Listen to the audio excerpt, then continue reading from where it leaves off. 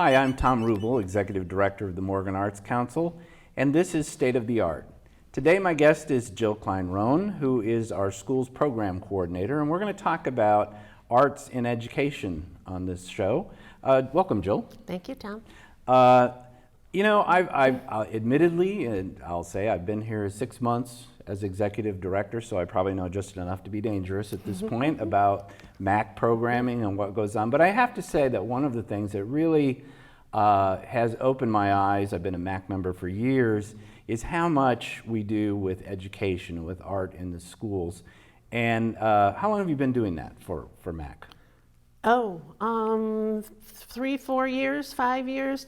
Actually, I did the very first school program that MAC brought to the county a few years back. It's been a while. So we basically have two programs. One's called Adopt a School, and the rest is our arts integration program. Kind of give me a quick overview of those two. Let's start with Adopt a School. What does that mean? Are we adopting kids? Are we adopting schools? It started out with, the whole name Adopt a School came when we started doing this particular program and asking businesses in the community to actually adopt a school and sponsor the programs that were going into that school. And the name has stuck. And that's the part of the program where we bring artists in from outside. And when I said I did the first one as an artist, performing in the schools, was one of the first artists to come perform in the Morgan County schools. So it's really, I love this part of my job is that I get to find other people now. Sometimes they're friends like Learn to Juggle, who's coming in this year, Bounce and Ooh La La. I go back a long way with them. So wait a minute, you have jugglers coming in? We do. What are the kids going to learn from juggling? How does that relate?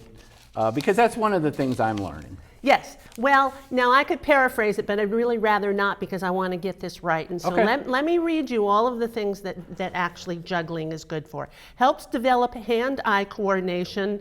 It's all about listening, observing, focusing, concentrating, and practicing. Learning to juggle teaches problem solving and patience, challenges the brain, helps improve behavior skills of students in the classroom, and can raise grades. Success in juggling improves self-confidence, self-esteem, and with science and math involved in the process, it makes it a STEAM program. What's STEAM? STEAM, science, technology, engineering, arts, and mathematics.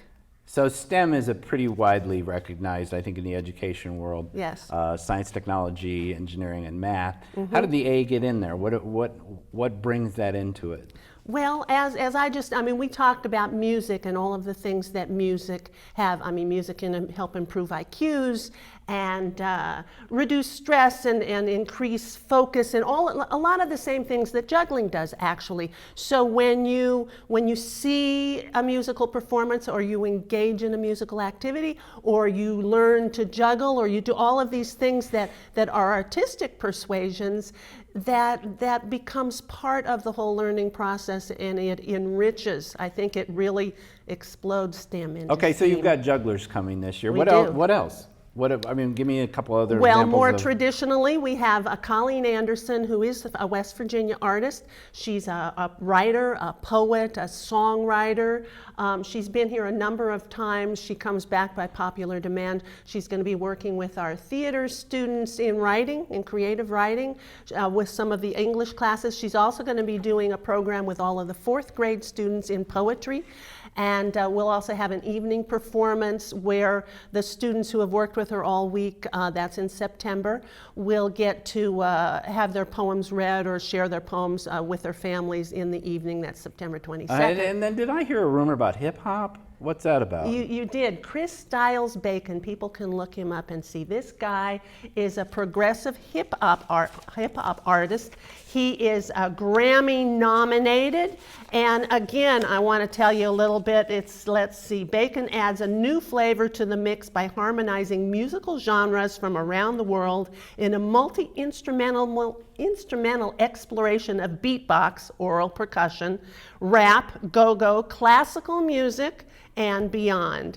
And so he's a storyteller as well as as a musician, and we're real excited. He's going to be in every single school, from the littlest students all the way up through high school. He will be doing an evening performance at the Ice House on October the 21st, and I'm real excited about having him here. You know, and again, being new in the director's position and looking at these things, how many? I noticed we served 3,500 kids last year, basically through these programs, through integration. Yes. Talk about beyond the Adopt a School. What other programs are we running at the schools? Well, we have several local artists who, just because they're local, I mean, they're also national artists. We're just very fortunate to be one of America's 100 best small art towns, so we have a lot of nationally known artists. Who, Lynn Lavin is a potter and works with students at our intermediate school every year, doing a couple of different workshops, exploring endangered animals, so they learn about the animals while they're learning about making them using clay and the firing process. We have Jane Ping, who works with them on recycled art, and again, it's always got an environmental theme to it. As they are exploring the science of it, they're learning to make wind chimes or some other piece of art that is used from recycled objects. And Middle Eastern dance and culture, we've got that. And then Seamus Cleveland, who always comes and works with our 6th graders doing a video project at the end of the semester. So lots of arts that go on.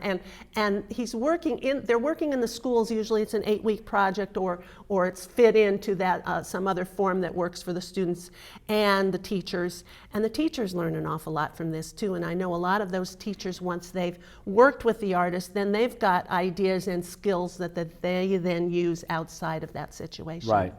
And it takes money. I always bring this up to do all of this. I know that part of our programming is funded by the West Virginia Commission on the Humanities and Arts and Culture, and that's through a STEAM grant, which is how you inject that A into the STEM program.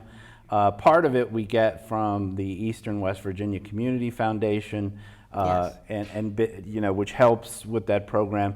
And then also, I think we get a lot of volunteer support as well, right? We do.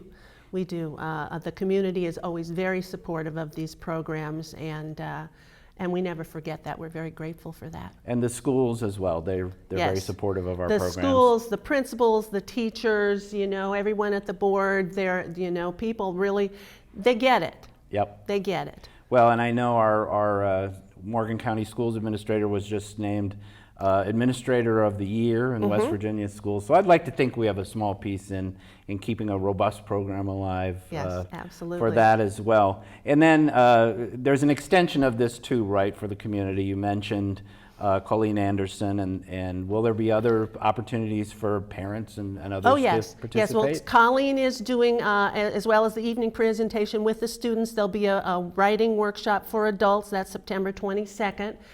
Bounce and Ooh La La will be doing a juggling workshop for grown-ups and older teens as well, because they're going to be working with 5th graders.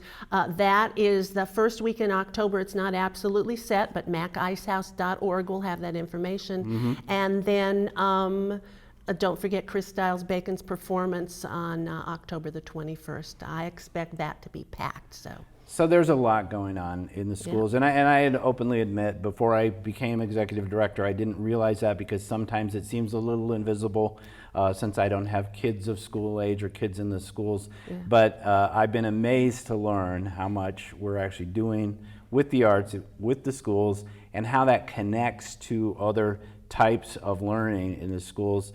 So I really want to thank you, Jill, for the amount of work you put into this. I know how much you've put in putting these programs together this year, and I look forward to you for an exciting year this year programming, and then we can start working on the next one. Absolutely. Thank you, Tom. So thanks for joining me today, Jill, and thanks to you.